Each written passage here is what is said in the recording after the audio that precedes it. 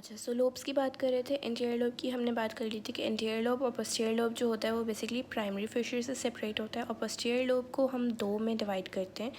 ठीक है, दो में इसलिए डिवाइड करते हैं कि जो हॉरिजॉन्टल फिशर से ऊपर वाला जो एरिया है उसको हम कहते हैं सुपीरियर सरफेस, और जो इसके नीचे वाला है उसको हम इन्फीरियर सरफेस कहते हैं। ठीक है, तो इसलिए ये हॉरिजॉन्टल फिशर है। अब उसके अलावा पोस्टीरियर लोब और फोलिकुलो नोडुलर लोब जो है वो एक फिशर से डिवाइड होता है जिसका नाम पोस्टीरियर फिशर या यूवो नोडुलर फिशर कहते हैं उसको। ठीक है, अब हम बात करते हैं इसके फंक्शनल लोब्स की तरफ। ये तो एनाटॉमिकल लोब्स हो गए, अब इसके फंक्शनल लोब्स की बात करते हैं। ठीक है, ओके, सो फंक्शनली इसके तीन लोब्स होते हैं। सबसे पहले हमारे पास आता है आर्ची सेरिबेलम। ठीक है, ये आर्ची सेरिबेलम, ठीक है, सबसे ज़्यादा ओल्डेस्ट पार्ट है, सबसे पहले ये डेवलप होता है हमारी बॉडी में।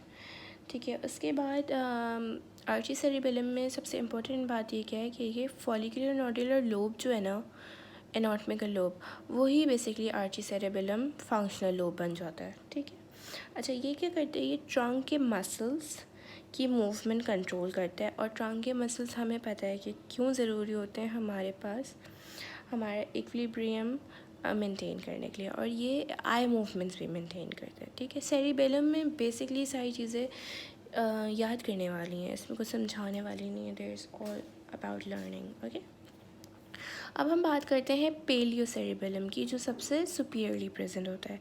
ये क्या कंसिस्ट करते हैं, एंटीरियर लोब। ठीक है,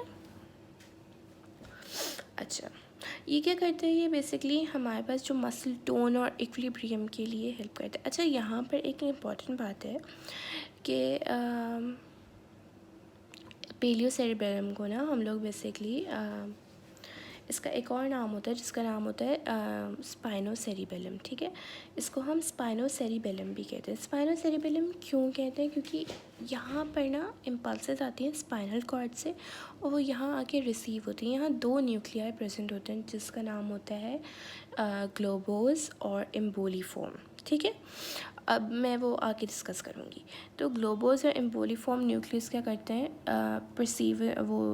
सेंसरी इनपुट आया। ठीक है, मसल टोन, सपोज करो हमारा मसल टोन बहुत स्टिफ है, हमारा कोई मसल, तो वो हमारे स्पाइनल कॉर्ड से सिग्नल आया, यहाँ पर ग्लोबस और एक एम्बोलीफॉर्म न्यूक्लियर प्रेजेंट होंगे, उस पर स्टिमुलस जाएगा, और फिर ये रिएक्ट करेंगे और वो स्टिमुलस को इफ्रेंट के ज़रिए वापस भेज देंगे। कहाँ भेजेंगे, ब्रेन स्टेम में भेजेंगे। फिर ब्रेन स्टेम आगे जाकर वो जो भी होगा उसको सही कर देगा। ठीक है, अच्छा, उसके बाद हम आते हैं नियो सेरिबेलम, जिसको हम कहते हैं सेरिब्रो सेरिबेलम। ये क्या है, ये मिडिल लोब या पोस्टीरियर लोब को मतलब पोस्टीरियर लोब कंसिस्ट करता है। ठीक है, ये क्या करता है, ये बेसिकली हमारे पास इसकी जो इसके जो फाइबर्स होते हैं ना, वो पे हमारे पास आते हैं पॉन से। ठीक है, पॉन से फाइबर्स आए और यहाँ पर प्रेजेंट होंगे डेंटेट न्यूक्लियस, और फिर वो फाइबर्स आगे जाकर इफ्रेंट फाइबर्स के ज़रिए पॉन्स में सिग्नल चल जाएंगे और फिर वो अपना काम कर लेंगे। ठीक है, सेरेब्रल पेडंकल्स की ऑलरेडी मैं डिस्कस कर चुकी हूँ कि वो किस किस को कनेक्ट करते हैं, और इसमें सिर्फ यही इंपॉर्टेंट है और कुछ इंपॉर्टेंट नहीं है। अच्छा, यहाँ पर एक और चीज़ इंपॉर्टेंट है कि सेरिबेलम में काफ़ी तरह के न्यूक्लियाई प्रेजेंट होते हैं। ठीक है, इनके अलग अलग नाम हैं, और सिर्फ नाम याद कर लो तो वो ये काफ़ी है, और कुछ भी नहीं है। ठीक है, सबसे पहले आता है डेंटेट न्यूक्लियस, फिर आता है हमारे पास एम्बोलीफॉर्म, ग्लोबोस, फेस्टिजियल। ये इनके नाम याद करना इम्पॉर्टेंट, इनके कोई फंक्शंस एज सच नहीं है, बस इनके नाम इम्पॉर्टेंट। ठीक है, अब हम बात करते हैं क्लिनिकल्स की। अच्छा, इसके जो क्लिनिकल्स होते हैं बेसिकली मेरे पास कोई पिक्चर्स अवेलेबल नहीं थी तो इसलिए मैंने डाली।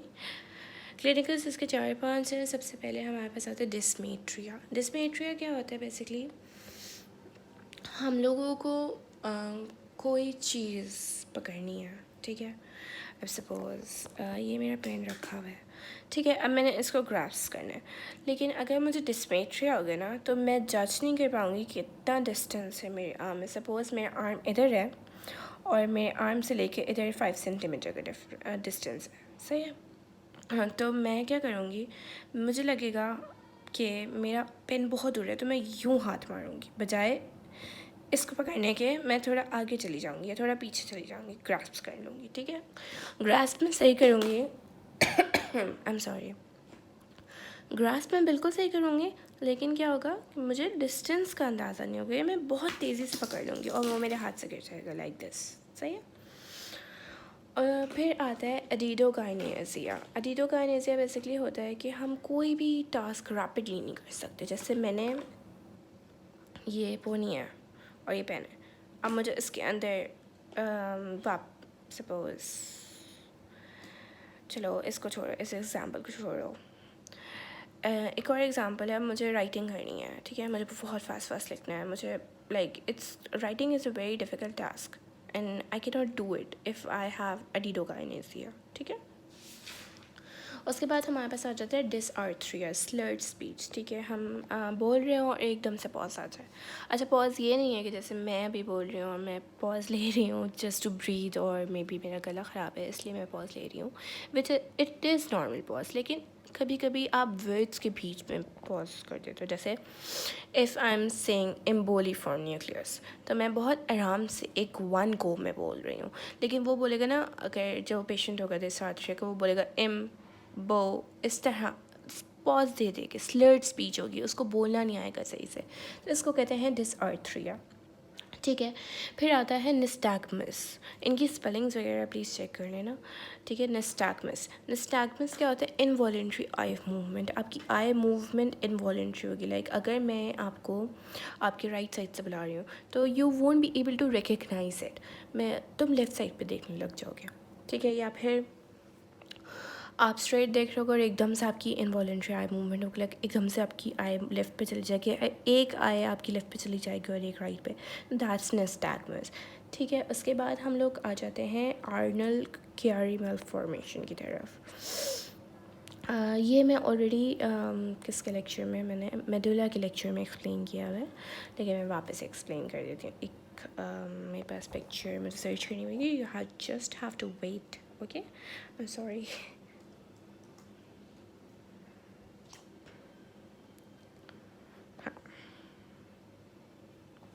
Okay, so here. अच्छा, सीन यहाँ पे क्या होता है कि ना, let me just enlarge it. हाँ जी। अच्छा, तो ये हमारा होता है मेडुला ऑब्लोंगेटा, ये मेडुला ऑब्लोंगेटा, ये है हमारा सेरिबेलम। अब यहाँ पे कर दे, सेरिबेलम ना मेडुला से अटैच्ड है। कुछ कभी कभी होता है ये फाइबर्स जो यहाँ से अटैच हो रहे होते हैं ना, जो पेडंकल्स होते हैं, उसमें कोई लेजन आ जाती है तो ये नीचे गिर जाता है। जब ये नीचे गिरते हैं तो हमें पता है कि CSF जो होता है हमारी बॉडी में, सेरेब्रो स्पाइनल फ्लूइड, वो ब्रेन से निकल के स्पाइनल कॉर्ड तक जा रहा था। अब ये इसने यहाँ पर रास्ता फोरामेन मैग्नम का ब्लॉक कर दिया, ठीक है। अब इसने जब यहाँ पर ब्लॉक कर दिया तो CSF क्या होगा, यहाँ एक्यूमुलेट होने शुरू हो जाएगा, जिसको हम कहते हैं हाइड्रोसेफेली, ठीक है। तो इसका नाम होता है आर्नल चियारी मैलफॉर्मेशन सिंड्रोम, ठीक है, एंड दैट्स इट। और इसका आर्टेरियल सप्लाई जो होगा वो मैं बिल्कुल एंड में पढ़ाऊँगी।